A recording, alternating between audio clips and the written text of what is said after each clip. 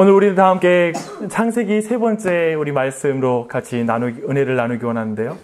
우리는 계속해서 출애굽기를 볼 때 창세기를 우리가 이해할 때 지금 출애굽한 이스라엘의 백성의 관점으로 그걸 이해해야 된다는 걸 계속 우리가 주지하고 그리고 그것을 먼저 기억하고 본문을 살피고 있습니다. 여러분, 구원을 경험한 이스라엘 그리고 구원의 백성, 그 백성들에게 있어서 가졌던 그 질문이 무엇이었나요? 놀라운 하나님의 역사 그리고 기적들, 초자연적인 역사들을 경험하는 그 이스라엘 백성에겐 질문이 있었을 거라는 것이죠. 아마 그 질문에는 이런 질문, 하나님은 누구시길래 이런 능력 있는 역사를 나타내시지? 하나님은 누구시길래 이런 놀라운 역사를 우리에게 베풀어 주시지? 라는 그 질문이 나왔을 것입니다.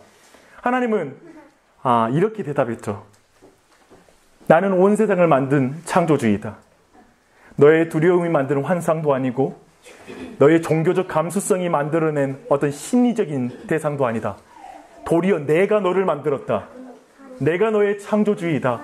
나의 형상을 따라 너를 지었고 그렇기 때문에 그렇게 존귀하고 나의 형상을 지은 그리고 나의 고귀한 목적을 가지고 너를 만들었기 때문에 난 너를 결코 포기할 수 없다. 내 자신이 인간이 되어 너를 위하여 생명을 줄 정도로 나는 너를 사랑한다. 나는 너를 포기할 수 없다. 이렇게 하나님은 대답하셨죠. 또한 이스라엘 백성은 또한 그렇게 하나님께서 구원하시는 것들을 경험하며 하나님의 설명을 들으면서도 그들은 삶 속에서 자신의 생각과 다르게 하나님이 인도하시는 걸 경험하면서 하나님께 이렇게 말한 것이죠. 차라리 그냥 내버려 두세요. 새로운 인생이요? 새로운 삶이요? 됐어요. 그냥 내버려 두시고 과거에 그냥 노예 생활 그게 좋았어요. 그때 그냥 노예로서 지내다가 가끔 맛보는 그 달콤한 인생의 경험도 다 인생의 일부분 아니겠어요? 됐어요. 제 인생에 간섭하지 마세요. 라고 이렇게 말했겠죠. 근데 그때마다 하나님은 말씀하시는 거죠. 변하지 않는 변하는 이 인생 속에서의 그 고통, 좌절, 그리고 심지어 죽음까지도 인생의 일부라고? 그걸 당연히 받아들이는 게 인생이 용기 있는 삶이라고? 종교는 도피처일 뿐이고 그걸 응전하는 것이 인생이라고? 아니, 너 인생이 전혀 바뀌지 않는다는 게 아니라 그게 죽음에 익숙해지는 게 인생이 아니라 나는 너의 인생을 새롭게 할 수 있어. 내가 원래 너를 그렇게 만들지 않았거든. 나는 너에게 내가 가진 원래의 목적을 이룰 거야. 이렇게 하나님은 말씀하십니다. 그렇다면 여러분 우리 모두에게 이제 이어지는 질문이 한 가지가 있습니다. 그 이어지는 질문은 이거예요. 무엇이 잘못된 것일까? 그렇다면 어디서부터 잘못된 것일까? 언제부터 우리는 이런 비참한 인생을 살았던 것인가? 이에 대한 질문을 가지겠죠. 성경은 이렇게 말합니다. 죄 때문이야. 근데 이 말에 대해서 우리 모두가 불쾌하게 생각하죠. 현대인들이 기본적으로 불쾌하죠. 예를 들면 기독교인들이 전도할 때 말하는 것. 불신지요. 당신들은 다 죄인입니다. 라고 말할 때 우리 안에 불쾌감이 있죠. 당신이 뭔데 지금 나를 뭘 안다고 지금 다짜고짜 죄인이라고 그렇게 말하는 거야? 라는 그 불만 말입니다. 그런 분노, 반감 말이에요. 근데 죄 때문에 사람이 죽고 죄 때문에 지옥 가는 것. 내가 무슨 죄이냐? 내가 누구한테 얼마나 잘못했다고? 가만히 보니까 그리스도인들이 더 잘못해. 나 그 사람보다 더 착하게 산 것 같아. 무슨 내가 그래? 무슨 죄인이야? 됐어. 죄가 뭔데? 나 그게 궁금해지네? 그럼 죄가 뭐야? 이 질문이 우리 안에 나오는 것이죠. 근데 오늘은 이 죄가 뭔지에 대해서 성경을 통해 오늘 창세기 3장 1절로 7절 이후로 우리 함께 살펴보기 원합니다. 3장 1절로 가시게요. 우리 친구들 창세기 3장 1절로 7절 말씀 우리 함께 볼 거예요. 네. 우리는 친구들이 같이 모여서 드리는 걸 예배 드리는 거 안 되고요. 우리 유찬이 엄마 옆으로 가세요. 그렇지. 소유찬 저쪽 가고 은찬이도 저쪽 뒤로 가고 각자 엄마 옆에 앉아. 그리고 다엘이 옆에 우리 목사님 곁으로. 그렇지. 그렇게 거기가 자기 자리예요. 됐습니다. 네, 3장 1절로 7절 말씀인데요. 다 함께 읽도록 하겠습니다. 시작. 그런데 뱀은 여호와 하나님이 지으신 들짐승 중에 가장 간교하니라. 뱀이 여자에게 물어 이르되 하나님이 참으로 너희에게 동산 모든 나무의 열매를 먹지 말라 하시더냐? 여자가 뱀에게 말하되 동산 나무의 열매를 우리가 먹을 수 있으나 동산 중앙에 있는 나무의 열매는 하나님의 말씀에 너희는 먹지도 말고 만지지도 말라. 너희가 죽을까 하노라 하셨느니라. 뱀이 여자에게 이르되 너희가 결코 죽지 아니하리라. 너희가 그것을 먹는 날에는 너희 눈이 밝아져 하나님과 같이 되어 선악을 알 줄 하나님이 아심이니라. 여자가 그 나무를 본즉 믿음직도 하고 보암직도 하고 지혜롭게 할 만큼 탐스럽기도 한 나무인지라. 여자가 그 열매를 따먹고 자기와 함께인 남편에게도 주매 그도 먹은지라. 이에 그들의 눈이 밝아져 자기들의 벗은 줄을 알고 무화과 나무 잎을 엮어 치마로 삼았더라. 네. 우리는 지금 인류 최초의 죄를 지금 이제 살필 것입니다. 최초의 죄예요. 항상 최초의 사건에는 많은 의미가 담겨 있어요. 그래서 우리 모두 한번 집중해서 한번 들어보십시다. 근데 여기서 우리 모두에게 몇 가지 터져나오는 질문들이 있어요. 굉장히 주변적인 질문이라고 제가 칭하는 질문들인데요. 예를 들면 이런 거. 여러분 이런 질문 있잖아요. 타락 전에는 그러면 짐승들도 말을 할 수 있는 능력이 있었나요? 이런 질문들. 또 창조한 뱀인데요. 왜 간교하다고 표현을 해요? 하나님께서는 창조하실 때 선하게 창조하셨는데 왜 간교하단 말은 좀 우리가 말할 때 좀 나쁜 의미잖아요. 이런 말들 다 답할 수 있어요. 근데 오늘 패스할게요. 또 한 가지, 왜 뱀에게 여자가 접근하죠? 여자들 감수성이 뭔가 유혹에 약한 거 아니에요? 역시 여자들이 좀 더 유혹에 약하고 열등한 존재 아닌가요? 뭐 이런 질문들 패스합니다. 그리고 선악과는 무엇인가요? 왜 하나님이 선악과를 만드셨나요? 이런 질문들도 패스할게요. 오늘 본문을 통해서 우리가 살펴보기 원한 것, 그리고 원래 지금 3장에서 진짜 말하고 싶은 거 뭐냐면 우리의 호기심을 충족시켜주기를 원하는 게 아니라 정말 죄란 무엇인가, 죄의 본질에 대해서 지금 다루고 있다는 사실을 여러분이 기억할 필요가 있어요. 근데 오늘 최초의 죄의 특징이 뭐예요? 지금 이 자리에는 이게 죄 맞아? 뭐가 죄야? 왜냐하면 최초의 죄는 우리가 생각하는 죄의 특징들이 없어요. 우리가 생각하는 죄는 뭐죠? 민사상, 형사상 아마 우리가 법정에 서서 너 죄야! 라고 이렇게 지칭받을 수 있는 그런 죄의 목록이겠죠. 살인, 그리고 간음, 그리고 사기. 시효자가 많이 들어가요. 우리나라의 나쁜 의미에는 되게 많이 들어가요. 근데 아마 여러 가지가 여러분 떠올릴 거예요. 아마 다른 사람의 개인적, 사적 영역을 침해하거나 그리고 공동체의 어떤 이익에 심각하게 위반되는 행동, 아마 이런 것들을 법적으로 그리고 죄라고 말하는 그런 용어가 될 거예요. 근데 우리 모두 여기에 크게 걸려 들어가는 사람이 많지 않잖아요. 그래서 뭐가 죄야? 이게? 근데 오늘 최초의 죄, 인류의 최초의 죄에서의 특징은 뭐냐면 선과 악을 아는 지식을 추구하는 거라는 거예요. 우리에겐 현대인에게 도저히 이해할 수 없는 죄예요. 선악을 아는 지식을 추구하는 게 왜 나빠요? 왜 이런 멋진 이유잖아요. 이런 거 추구하는 게 왜 나쁜지에 대해서 우리가 생각해 볼 필요가 있죠. 다른 사람에게 피해 주지 않고 맡은 자리에서 충실하게 살아가면 되는 것이지, 또한 이 선과 악을 추구하는 것이 틀렸다라고 말하는 것이죠. 왜 성경이 그렇게 말하는가? 왜 성경이 이걸 죄라고 말하는가? 이제 한번 살펴볼게요. 성경이 말하는 죄의 정의는 하나님과 관련되는 거예요. 무슨 말이냐면 하나님의 말씀을 어기고 사탄의 말을 들어서 선과 악을 아는 지식을 추구하는 것. 그게 바로 죄라고 말하는 것이죠. 뭐냐면 또 다르게 표현하면 하나님 없이 선과 악을 아는 지식을 추구하는 것. 선악을 아는 지식을 추구한다는 건 되게 고상한 목적이에요. 우리는 뭐라 그러죠? 자아실현, 행복을 추구하는 것, 생활권을 추구하는 것, 나의 이익을 극대화시키는 걸 추구할 자유, 그리고 내 가정의 번영을 추구할 자유, 내 자신이 이 세상에서 뭔가 의미를 추구하는 자유, 그 모든 자유를 말하는 거예요. 그런데 지금 성경이 말하는 건 뭐냐면 하나님 없이 그것을 추구하는 게 죄다라고 지금 말하고 있는 거예요. 그러면 이 성경이 말하는 죄의 정의는 하나님과 관련되는 걸 여러분이 분명히 잡고 가셔야 돼요. 네, 이런 의미는 한 가지는 뭐냐면 명백하게 하나님의 선하심에 대한 명백한 부정이라는 거예요. 우리 3장 1절 봐봐요. 그런데 뱀은 여호와 하나님이 지으신 들짐승 중에 가장 간교하니라. 뱀이 여자에게 물어 이르되 하나님이 참으로 너희에게 동산 모든 나무의 열매를 먹지 말라 하시더냐? 뱀이 처음으로 치고 들어가는 게 뭔지 아세요? 지금 하나님께서는 동산 중앙에 있는 나무 열매, 그 한 가지 나무의 열매만 먹지 말라고 했거든요. 근데 뱀이 치고 들어가는 건 뭐냐면 하나님이 모든 그 나무의 열매를 먹지 말라고 하더냐? 굉장히 부정적인 의미로 하나님의 선하심을 훼손시키는 방향으로 질문하는 거예요. 하나님은 사실 모든 걸 주시는 선하신 분인데 한 가지만 금지했는데 하나님이 모든 걸 금지한 것처럼 이제 부정적인 그 의미들을 극대화시키는 거죠. 5절 한번 봐봐요.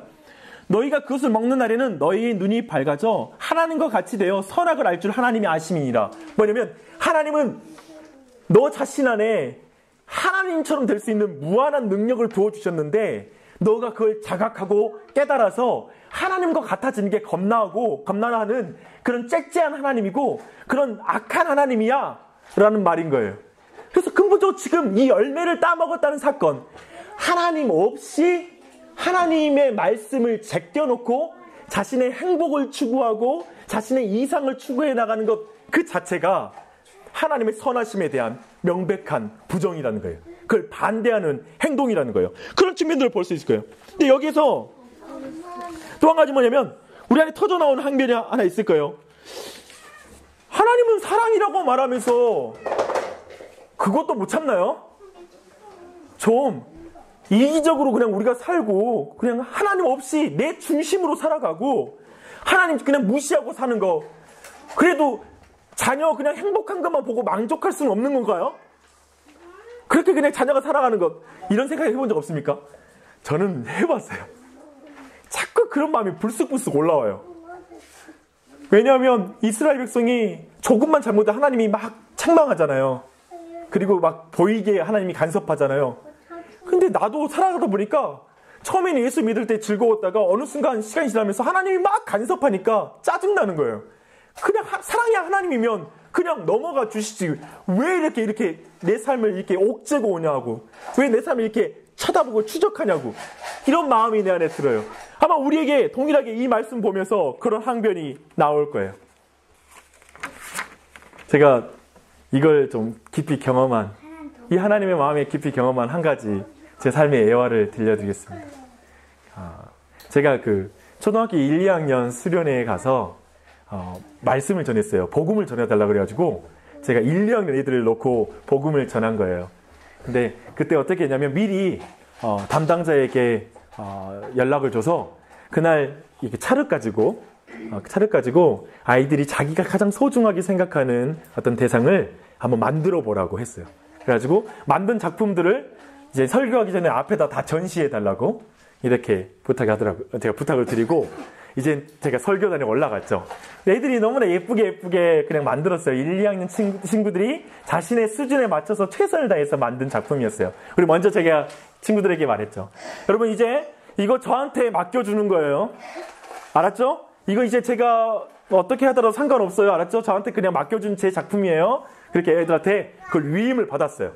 그리고 나서 이제 하나씩 작품을 보면서 야 이거 이 멍멍이 개인데 난 꼬리가 없는 개가 좋더라고. 그래서 꼬리를 탁 뗐어요. 그러니까 앞에 그걸 만든 애가 아 그러는 거예요. 그리고 또 이제 사람을 만든 거예요. 난 말이야 코랑 굉장히 코가 높은 게 미인이라는 그 기준에 대해서 짜증나. 나는 코가 낮은 게 아름답다고 생각해. 코를 쭉 눌렀지. 그리고 좀 귀가 없으면 좋겠어. 그냥 귀를 쭉 떼버리고 막 이것이 조금씩 그 잔인하죠. 조금씩 반복되니까 갑자기 얘들 하나 둘이 막 이제 울려고 하는 게 우는 애들이 이제 발생하기 시작하더니만 그 다음 작품을 제가 들어가려고 하는데 한 아이가 이제 그 작품을 만든 아이가 일어나가지고 달려들기 시작하는 거예요. 달려 나오는데 동시에 그 자리에 한 70명, 80명 정도의 어린 아이들이 있었는데 그 애들이 전부 다 일어나가지고 앞으로 막 달려오는 거예요. 으악 울면서. 네, 여기서 질문이 있어요. 애들이 왜 속상해하죠? 저한테 맡겼으니까 제가 알아서 해도 상관없는 거잖아요. 왜 그렇죠? 작품 별로 볼 것도 없어요. 1, 2학년 수준의 별거 없는 작품이었어요. 우리가 보면 볼품 없어요. 그런 작품이면 그냥 만져서 제가 뭐 이렇게 뜯어내도 전혀 감정의 어떤 기분 나빠함이 없어야 되는 거 맞지 않나요? 이렇게 말하면 여러분들 목사님 좀 이상하셔. 왜 당연한 이치를 이해하지 못하시지? 당연한 거잖아요. 그건 아이들이 어리지만 자신의 마음을 담아서 자신의 모든 지성을 동원해서 최선을 다해서 만든 자신의 작품이니까 누군가 그것을 바꾸고 훼손하는 거, 목적이 다르게 그것을 쓰는 거에 대해서 기분 나빠하죠. 화나는 게 당연하죠. 라고 말하죠. 근데 여기서 질문이 있는 거죠. 뭐냐면 우리 모두를 하나님이 자신의 형상대로 만드셨던 거예요.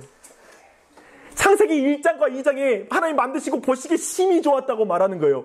그 창조주 하나님의 지식과 지혜와 예정과 모든 걸 담아서 인간을 만드신 거예요. 근데 그 인간을 만드는데 그 인간이 뭐라고 말하냐면 하나님 그만 됐어요. 하나님 간섭하지 마세요. 내 생각대로 살 거예요. 내 자신의 모든 행복의 기준이고 인생의 기준이고 내 방향대로 살 테니까 간섭하지 마세요. 지금 하나님으로부터 자신이 삶을 단절하겠다고 선언한 거예요. 하나님하고 더 이상 함께하지 않겠다라고 선언한 거예요. 근데 이 상황에 대해서 하나님이 아파하시는 것, 우리가 자기 중심성으로 나만을 생각하는 존재로 바뀐 것, 하나님과 이웃을 사랑하라는 하나님의 모든 명령을 버려버리고 그저 나만을 사랑하는 존재, 나만을 사랑하고 나만을 이렇게 보듬으면 더 행복할 거라고 생각하면서 우리는 우리의 삶을 살아가죠. 근데 그것을 볼 때 하나님의 목적을 떠난 거예요. 여기에서 하나님의 아파하심이 있고요. 여기가 바로 죄의 지점이라는 거예요. 이것이 바로 하나님께서 보실 때 죄라는 거예요. 그것을 지금 성경에서 지적하고 있는 거예요. 하나님 없이 행복할 수 있다는 것, 내 인생의 주인은 나라는 것, 끊임없이 하나님은 선한 분이 아니시고 내게 간섭하는 게 싫고 믿기 싫은 존재라고 말하는 것, 그리고 그분을 의지하지 않고 그저 내 방법대로 끊임없이 사는 것, 불신하는 것, 그게 바로 죄라고 성경이 말하고 있는 거예요. 그분을 떠난 것이 죄의 본질이에요. 창조의 목적을 파괴하는 게 죄예요. 그래서 지금 성경이 말하고 있는 거죠. 그렇다면 죄의 결과는 무엇인가요? 이렇게 인간이 죄를 범했어요. 근데 그 죄의 결과는 무엇인지에 대해서 우리는 살펴봤습니다. 8절로 10절 함께 같이 읽어볼게요. 3장 8절로 10절입니다. 시작. 그들이 그날 밤에 불 때 동산의 거진 씨는 여호와 하나님의 소리를 듣고 아담과 그의 아내가 여호와 하나님의 낯을 피하여 동산 나무 사이에 숨은지라. 여호와 하나님이 아담을 부르시며 그에게 이르시되 내가 어디 있느냐. 이르되 내가 동산에서 하나님의 소리를 듣고 내가 벗었으므로 두려워하여 숨었나이다. 첫 번째 벌어진 건 뭐냐면 하나님과 사람 사이의 관계가 파괴되었어요. 예전에도 있었던 소리였어요. 하나님이 동산에 거니시는 소리는 예전에도 있었어요. 근데 그 동일한 소리를 들었는데 예전에는 아빠다 하고 뛰쳐나왔던 소리였어요. 근데 이제 뭐냐면 하나님이 왔어 하고 그가 나무 뒤로 숨어요. 그리고 자신이 벗었다라는 수치심 때문에 벌벌 떨면서 하나님 앞에 갈 수 없다라고 생각하는 거예요.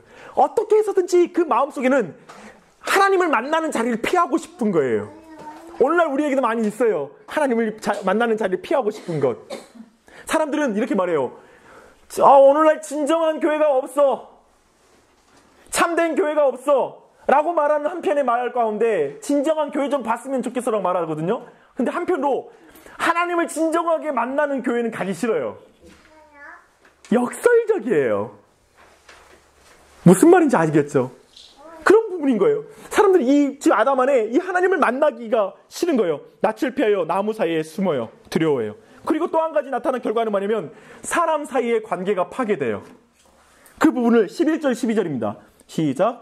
이르시되 누가 너의 벗었음을 내게 알렸느냐. 내가 내게 먹지 말라 한 그 나무 열매를 내가 먹었느냐. 아담이 이르되 하나님이 주셔서 나와 함께 있게 하신 여자 그가 그 나무 열매를 내게 주므로 내가 먹었나이다.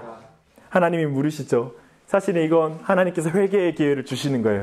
잘못했어요 라고 고백하는 기회이죠.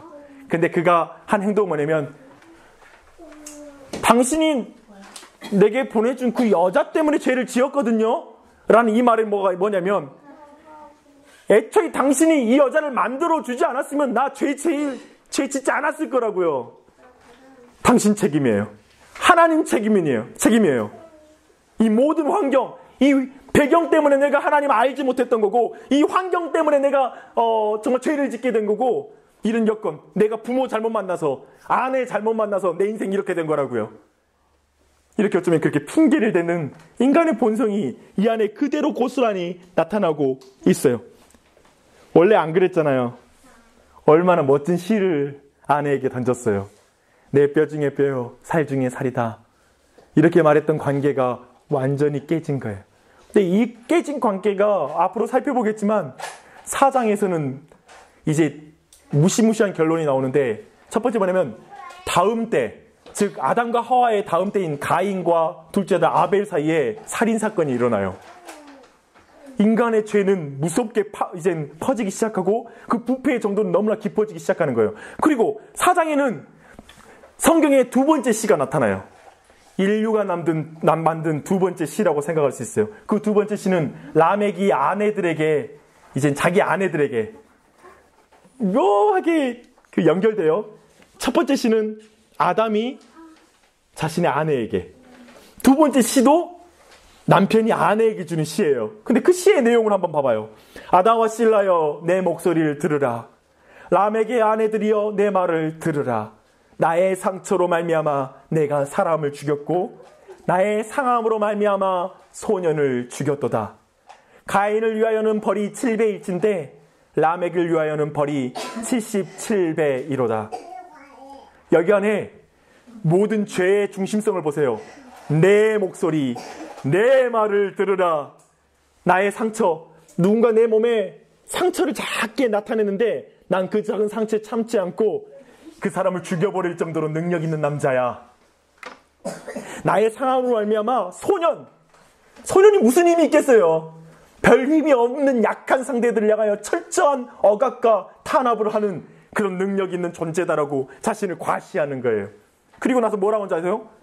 가인을 위하여 벌이 7배라는 말은 하나님이 하셨거든요. 하나님께서 가인이 이제 내가 아벨을 죽였는데 이제 다른 사람이 나를 보면 죽일 거예요, 벌벌 떨자. 아니, 너를 죽인 자는 내가 벌을 7배나 줄 거야 라고 하나님이 주셨던 그 보호의 약속이었거든요. 근데 이제는 라멕은 뭐라고 말하냐면 스스로가 말하는 거예요. 하나님의 자리에 서서 나를 벌하는 자는 벌이 77배가 될 거야. 사람이 이렇게 악해진 거예요. 사람과의 관계들이 완전히 깨져버린 거예요. 원래 서로 하나였던 모든 관계들이 완전히 깨져버린 거예요. 성경 그것을 보고 있어요. 근데요, 이 모든 것을 특별히 이렇게 죄를 지은 인간의 어떤 부패한 마음과 그 내적인 상태를 잘 설명하는 게 뭐냐면 성경에 보면 벌거벗음이라는 단어예요. 생각해보면 죄를 짓기 전에도 벌거벗었고요. 죄를 지은 후에 벌거벗음을 그냥 눈이 열려서 봤다라는 거예요. 그런데 그때 수치심을 느꼈다는 거예요. 죄를 짓기 전에 그것이 전혀 수치심을 못 느꼈던 거예요. 근데 이것이 무슨 의미일까요? 뭐냐면 우리 모두가 벌거벗었지만 우리 모든 게 벌거벗으면 모든 것이 드러나는 거잖아요. 자신의 내밀한 것까지 다 드러나는 거잖아요. 근데 죄가 없을 때는 그 내밀한 것까지 알아가는 게 친밀함의 정도잖아요. 예를 들면 부부관계를 생각해봐요. 처음에 부부관계, 아름다운 사랑의 관계에서는 서로의 모든 벌거벗음이 전혀 문제가 되지 않는, 그리고 그것이 더욱더 친밀함을 나타내는 오직 부부에게만 허락된 그 관계잖아요. 그 알미잖아요. 그런데 이제 죄가 들어오니까 이제 자신의 내밀한 것을 보여주기 싫은 관계가 되었다는 것을 보여주고 있는 거죠. 하나님과 관계에서도 그렇고 사람들 관계에서도 그렇게 돼버렸다는 거예요. 우리는 그걸 보고 있어요. 하나님 앞에서는 내가 드러나는 게 싫고요. 사람들 앞에서도 내 약한 부분이, 연약함이 드러나는 게 싫어졌어요. 이렇게 모든 관계는 불신과 모든 관계는 두려움 가운데 만들어진 관계로 나타나고 있어요. 만인을 향한 투쟁. 이 인생이 말하고 있는 모든 가치관을 보세요. 그 모든 가치관은 이 두려움들이 나타나고 그 내밀한 것이 드러나는 것이 겁이 난 그런 모든 관계가 되어버린 거예요. 이렇게 깨어진 관계 가운데 그 사람들은 어떠한 시도를 하나요? 참 비참한 시도였어요. 어떤 시도였죠? 제가 참 그 창세기의 이 첫 번째 죄의 내용에 대한 그 비참한 시도라는 건 뭐냐면 지금 물질이, 그 과일이라고 말하는 그 물질이 자신을 하나님을 아는 지식에 도달하게 하고 하나님으로 만들 수 있다라고 생각한 거예요. 이게 첫 번째 비참한 시도예요. 인간이 생각하는 물질이 자신을 하나님처럼 만들어줄 것이다. 또 한 가지는 뭐냐면 비참한 결과예요. 뭐냐면 죄를 짓고 나서 어디로 숨는지 아세요? 성경에 보니까 나무 뒤에 숨는다고 그래요. 나무 열매를 먹으며 하나님이 된 줄 알았는데 하나님이 거신 소리를 듣고 나무 뒤로 숨고요. 그리고 뭐 하는 줄 아세요? 나뭇잎으로 가렸다고 그래요. 물질로. 우리 모두는 오늘날도 이 사실이 바뀌지 않았어요. 많은 사람들이 물질로 행복해질 수 있다고 생각해요. 물질로 하나님처럼 살 수 있다고 생각해요. 하나님 없이도 하나님께서 최고로 주신 축복만큼 이 세상에 물질만 있으면 인생은 그렇게 가치 있고 넘쳐나는 인생을 풍요로운 삶을 살 수 있다고 생각하는 거예요. 그렇게 말하는 거예요. 그리고 나서 그래도 감출 수 없는 죄의 수치심, 인생의 수치심을 더 많은 돈을 가지면 가능하고 루이비통을 들으면 벤츠를 타면 레미 안에 살면 끊임없이 모든 물질로 자신의 그 수치심이 가려질 수 있다고 생각하는 거예요. 학벌, 자식이 성공하는 거 무슨 상관이에요? 자식이 성공한 거다. 나하고. 근데 자식을 통하여 내 자신이 꾸며진다고 생각해요. 끊임없이 이 세상의 가치와 물질 가지고 자신이 포장될 수 있다라고 끊임없이 말하고 있다라는 거예요. 그리고 두려워하죠. 여러분, 우리는 세상의 가장 큰 가치로 하나님처럼 될 수 있을까요? 그것으로 인간의 근원적인 수치를 가릴 수 있을까요? 참 이런 수치심 가운데 떨고 있는 그 아담에게 하나님이 찾아가세요. 그리고 회개의 기회를 또한 주세요. 아담아, 내가 어디에 있느냐? 내가 어디에 있느냐의 말은 참 여러 가지 의미가 있어요. 너 지금 어디에 있니? 저는 근데 오늘 본문을 보는데 되게 마음이 슬펐어요. 계속 설교 준비한 내내 그랬어요. 뭐냐면 내가 어디에 있니? 이 말이 되게 내게도 들리는 것 같았어요. 내 자신에게도. 너 지금 어디만큼 와 있냐? 너 어디에 서 있니? 뭐하고 사니? 뭐로 만족하고 뭐로 기뻐하고 사니? 너 어디에 있니? 끝까지 하나님 거절하면서 나무 뒤에도 숨고 나뭇잎으로 가리는 인생을 살고 있는 이 사람을 위해서 하나님이 하신 일이 뭐냐면 31절이에요. 21절 여호와 하나님이 아담과 그의 아내를 위하여 가죽옷을 지어 입히시니라. 최초의 살해가 일어나요. 동물을 죽이는 거죠. 그 당시에 동물은 음식이 아니었어요. 그래서 피를 흘리며 죽는 일이 없었어요. 죄가 있기 전까지. 동물들끼리 서로 해치는 일도 없었거든요. 근데 최초로 동물을 해치는 사건이 일어나요. 근데 그 동물을 해치는 그 주인공이 누구냐면 그 동물을 가장 선하게 아름답게 만든 하나님이 죽여요. 동물을 죽인다는 건 우아한 게 아니에요. 피부가 찢어질 때 그냥 피가 터져 나오는 것이고요. 피가 철철 나는 거예요. 그리고 그 가죽을 벗겨낼 때 그 모습이 아름답지 않아요. 불쾌하기 짝이 없어요. 비참해요. 그 일을 하나님이 하세요. 자신이 만든 창조물을. 왜냐하면 풀잎으론, 나뭇잎으론 사람의 수치가 안 가려지니까. 금방 말라버리니까. 하나님이 그 가죽으로 옷을 지어 입히세요.